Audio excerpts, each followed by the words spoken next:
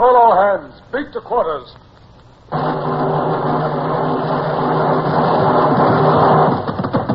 Run out the guns. Stand by the starboard battery. One broadside into it, if you please, Captain Bush. Pointers on target. Linstops ready. Aye, aye, sir. Ready. Fire!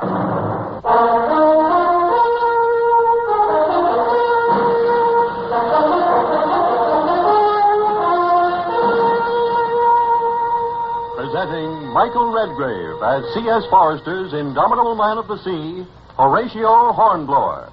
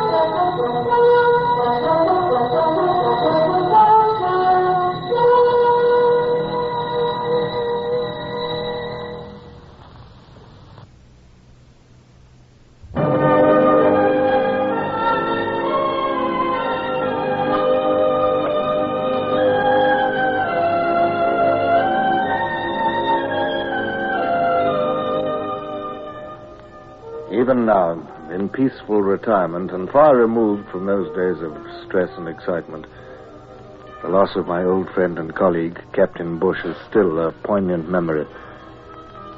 At that time, when it had only just occurred, it seemed unbearable, unbelievable. But as I sat receiving Colonel Dobbs' report in my room at the Hotel de Ville, I realized that I could hope no longer. It seems that when Bush led his boats up the river to attack the powder barges, his own boat was last seen right beside the barge that blew up. Well, if that's the case, there would have been no chance whatever of his survival. I fear not, sir.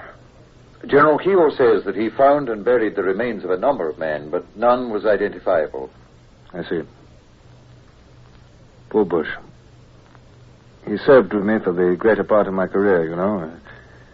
It was while we were escaping from our imprisonment in France that he lost his leg, and only for this. He died in action, sir. He would have wished that. Yes, he'd have wished a naval action, not a bloody skirmish on a riverbank. And peace is on the horizon, Dobbs. The Allied armies are already closing in on Paris. If only Bush had survived this one last skirmish, he would have enjoyed peace and retirement. I doubt if he would have enjoyed retirement, sir. Captain Bush was... Is coming? Well, what is it, Captain Howard? A sloop of war Gazelle just entering harbor, sir. Oh. She's wearing the Bourbon flag at her main and signaling that she has on board the Duchess of Angoulême. Has she, by thunder? Well, haven't I enough trouble making the Duke behave without his wife as well? Oh, well, I'll have to receive her on the quay, I suppose. Tell the Duke, arrange about salutes. Brown? Where's Brown? Where's Martin? My dress coat and sword, Brown.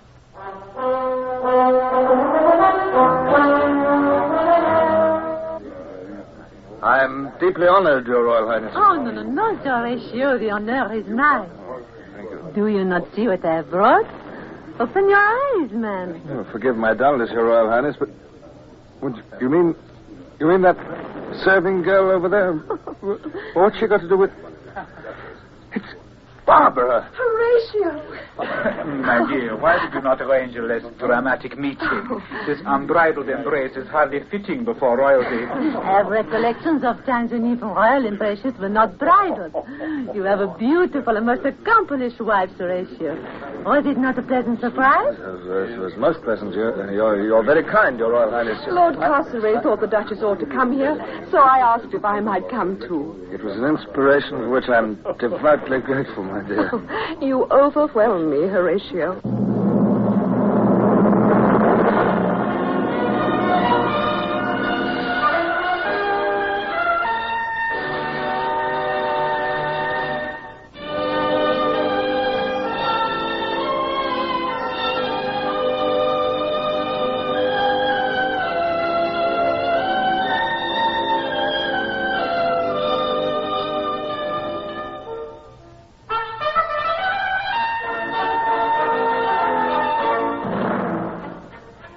I knew Barbara was mocking me for my formal attitude, I couldn't help myself. My mind was in a turmoil. Glad though I was to see her again, I feared the distraction her presence might bring. After all, the mainspring of my life was my professional duty. And as I led her to our quarters in the hotel, the sentries and orderlies sprang to attention, and Dobbs and Howard gaped at the spectacle of the governor ushering in a lady, and the more so as that lady was the sister of England's hero, the Duke of Wellington. You are pleased to see me. Of course. Of course, dear. It's just... I can hardly believe that you are here, Little Richard is well and happy. Good. He talks unceasingly. And he still digs. His corner of the shrubbery looks as though an army of badgers lived there. I expect. I have some drawings of his in my trunk. Though one could hardly say that they display any notable artistic ability, Sorry to disturb you, sir, but the dispatches brought by the Gazelle are important. Yes, very well. I'll come to the office. Excuse me, my dear. Boney's been beaten again, sir. He has? Where? The Prussians have taken Soissons, sir, and cut up 2 of Boney's army corps. But that's not all.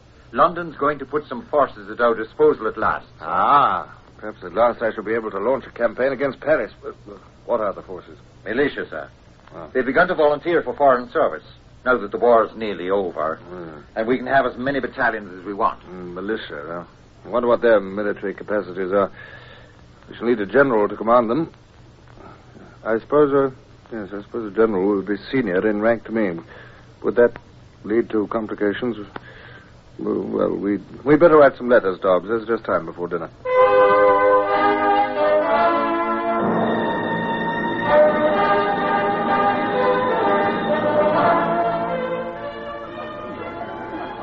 That is the Vicomte de Manville, and the lady with him is his sister. It's amazing how many people are here. I've never seen such a variety of uniforms, even at our own court.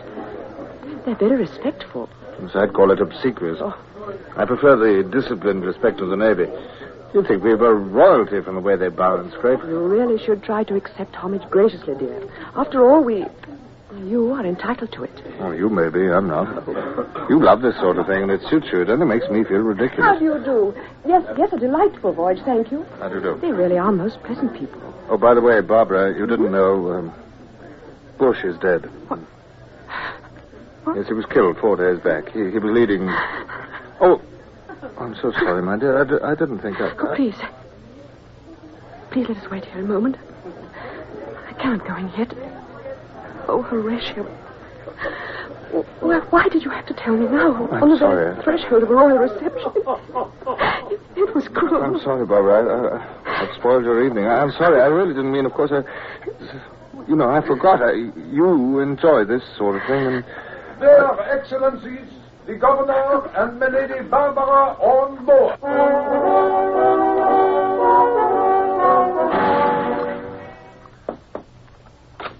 Oh, hello, Dobbs. Something new happened? Yes, sir. Good morning, milady. Please pardon my intrusion. Yes, a dispatch from the army. The frogs have gone, sir.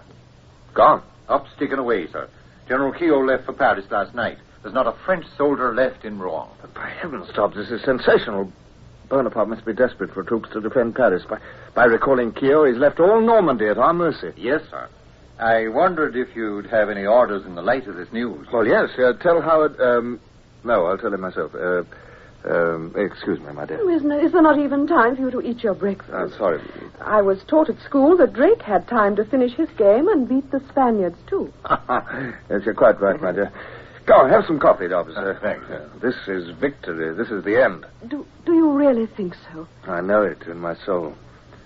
That man who has bathed the world in blood is about to fall. Do you realize, Barbara, that the world has been at war since we were children, and now it will be peace? Peace? I hardly know what it means.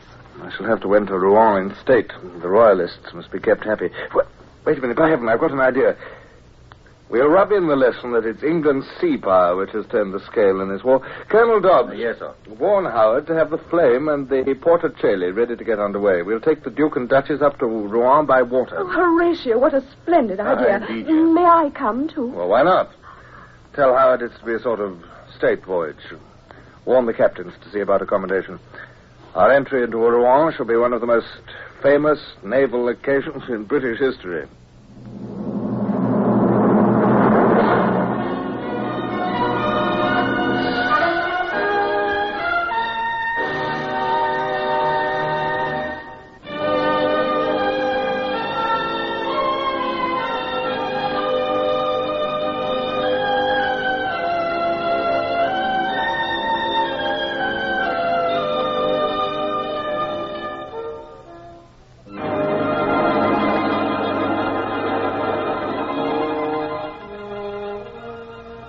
It was like heaven to tread a deck again and have my broad pennant hoisted, even though the Bourbon white and gold flew beside it.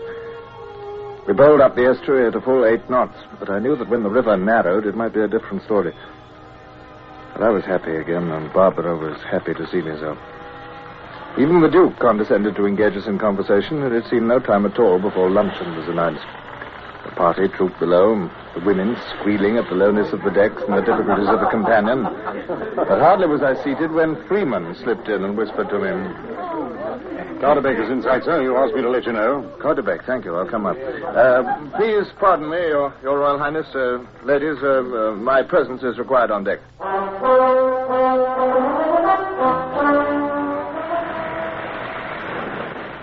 That's Carterbeck, sir. The top of the reach. Looks a nasty sight. It does indeed. I begin to understand the nature of the explosion that cost Captain Bush's life. Look at those houses.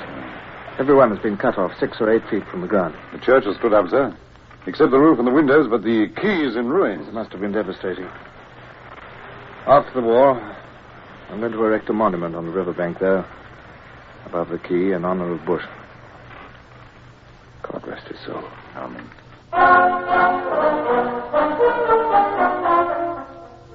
Before the day was over, I had regretted bringing the royal party by water. They were like a crowd of silly children, and as difficult to manage in the cramped confines of the brig.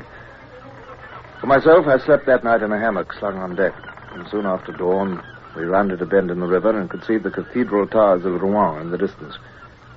But navigation was difficult and slow, and it was early afternoon before we swung round the last bend and anchored in full sight of the city.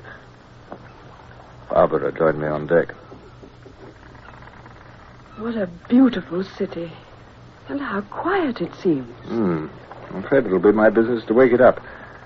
Barbara, look at those soaring Gothic towers. Yes. You know, it's strange to think that they looked down on the burning of Joan of Arc. Ah, here come the people. Mm-hmm. They're gathering on the quays. Oh, here's the Duke. I see no sign of any deputation of greetings, Sir Horatio. No, Your Royal Highness. I think it might be wiser if I went ashore first to carry out a survey. Martin, my boat.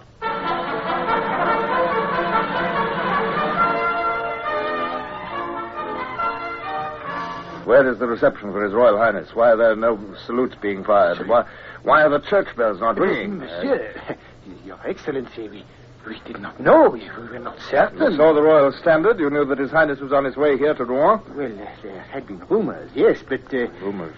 Your Excellency will understand in the present unsettled state of affairs. You do not wish too definitely to commit yourself, is that it? Well, Yes. His Royal Highness is very seriously annoyed, Monsieur le Maire.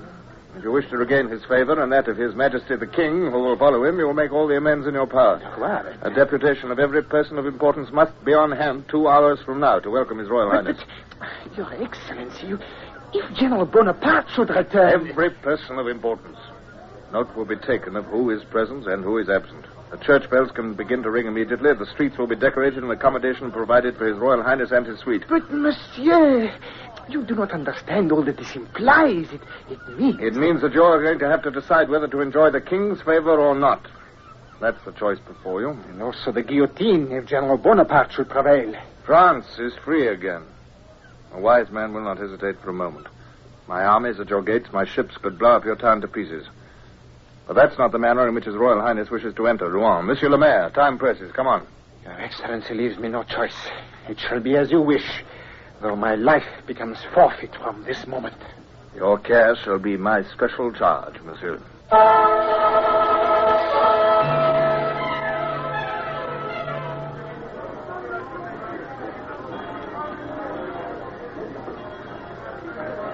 Your Royal Highnesses will ride in this carriage. I think it wiser for myself and Lady Barbara to ride with you as far as the hotel.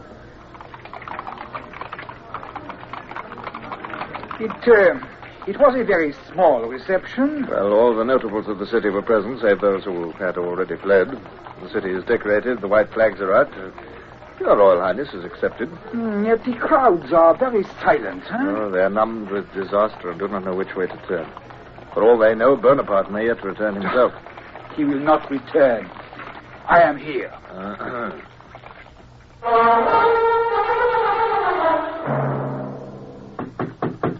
Oh, what's that? Who is it? Who is it? Who is it? Right, sir. Colonel Dobbs. Oh, Dobbs. Important news. May I come in, sir? Well, just wait a moment. What's the matter, dear? It's Dobbs, dear. It must be important. Yes. So, what is it, Dobbs? It's over, sir. Bone is abdicated. Bluche is in Paris. Abdicated by him? Victory, Dobbs? The end of 20 years' war? And it's official, sir. Here's the dispatch. Well, the Duke must be told. Is the King still in England? What does the dispatch say? Horatio, what is it? It's all right, Dobbs. I'll be with you in 5 minutes as soon as I've dressed. Yes, wake the Duke and tell him I'm coming. Right, sir. I'll tell him immediately. Barbara, darling, it's peace.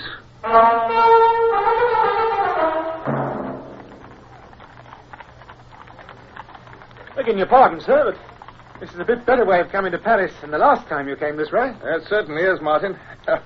I was a prisoner then, coming to be shot. Now we ride in as conquerors. Still, I'd rather sail in, sir, any day. Oh, perishing brute this horse is, too. Well, what's the matter with it? Looks a very good horse to me, Martin. Oh, he's all right. Shall I try to luff him, sir? Oh. He won't luff, no. Falls off 3 points every time. He pulls me arms out, sir, trying to keep him close hold. Yes, we'll drop back now, Martin. Attention, everybody.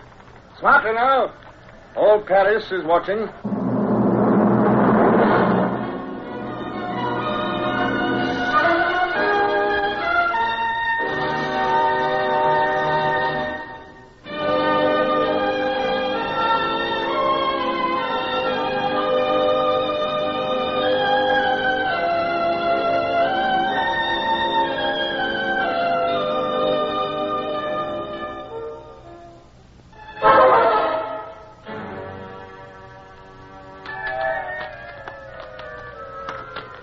Wonderful, dear, wonderful. But do you mean to tell me that you've had this parchment for 2 days and have not read it? Well, I glanced at it, but I've been busy, my dear. Oh, busy? Oh, I know that it's only merited, but still... Well, listen, let me read it to you. Oh, very well, my dear. Listen. As the grandeur and stability of the British Empire depend chiefly upon the knowledge and experience in maritime affairs, we esteem those worthy of the highest honor who exert themselves in maintaining our dominion over the sea. Yes, we needn't read all that, dear. It goes on for hours. England at least knows your value. And listen, the parchment ends, "It is just, therefore, that we should distinguish with higher titles a subject who has so eminently served us and his country, both as monuments of his own merit and to influence others into a love and pursuit of virtue. Oh, I am very proud of you, dear." Thank you, my love. Why, there are only 2 or 3 cases in history of a naval officer being raised to the peerage before attaining flag rank. I congratulate you, my lord. Heaven send that I can live up to it. Lord Hornblower of Smallbridge in the county of Kent. Knight of the Bath and a baronet of the United Kingdom. And I'd give every title and every order to have dear, honest old Bush back at my side.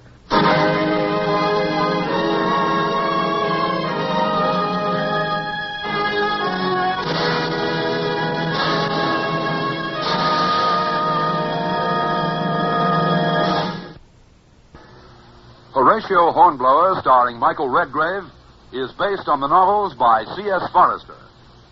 Music composed and conducted by Sidney Torch. Produced by Harry Allen Towers.